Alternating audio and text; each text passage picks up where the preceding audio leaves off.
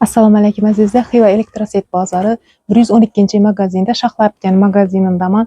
Shaxlabgan ko'p narsalarni skidkaga qo'yib beribdi. Ishurda turgan, ko'rib turgan narsalaringiz skidkada hozir ko'rsatib o'taman. Ina shu ko'rib turgan yubkangiz koreyskiy dim zo'r narsa.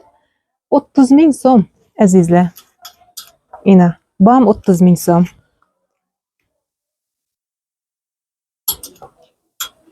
Görüp durgan shimlaram bor edi. Bildiğin koja, kostyumlar bor. İşi narsalarimiz barchasi 30 ming so'mdan. Kurtkalarimiz 150 ming so'mdan azizlar. Ark xatardam narsalarimiz bor. Yine işi göynekçeler, koftalar 30 ming so'mdan ekan. Yine 30 ming so'ma dim arzon azizlar. Gelip alaveraslar görüp tanlab svetlar ham bor. Shunda qolgan narsalarni, skidkadagi narsalarni darrov olib ketinglar azizlar. Yuqorida ko'rib turgan amerikanlaringiz 120 ming so'm. Ina azizlar. Bu xataram 120 ming so'm. Ina 80 mingdan ham bor.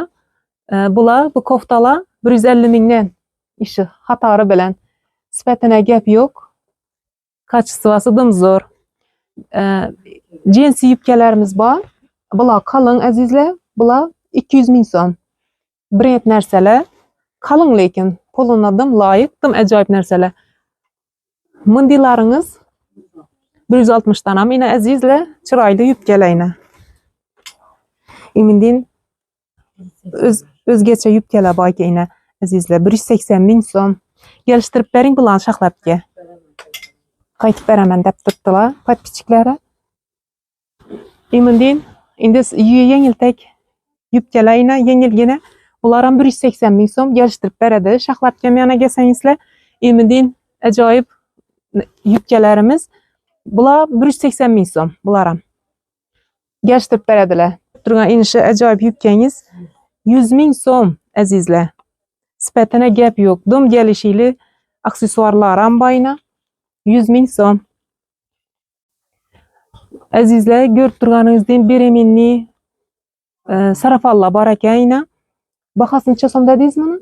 300 ming so'mdan ekan. Bo'ylari uzun ekan. Bo'ylari uzun. Jinsi sifatine gap yo'q. Kelishtirib berasizmi Shaxlabga? Qaytib beradilar. Ina mindiroqlar bor ekan, bular 180 ming so'm ekan, 150 ming so'mdan ekan. Bular o'quvchilarimiz uchun, maktab o'quvchilarimiz uchun. Qizlarjonlar ina buyuklar har xilisi bor. 150 ming so'm, qaralar ham bor ekan. Bular 150 ming so'm. Arzu etib beradilar. Meni aytib kelsangizlar. Bular necha so'm Shaxlabga? Bular ham 150 dan. 150 ming so'm ekan, lekin qalinroq ekan bular qizlar. Yubkalar ham bor ekan. Bular yubka sang? 150 ming so'm ekan. Ina, dim xushro'y turadi qizlarjonlar. 150 ming so'm.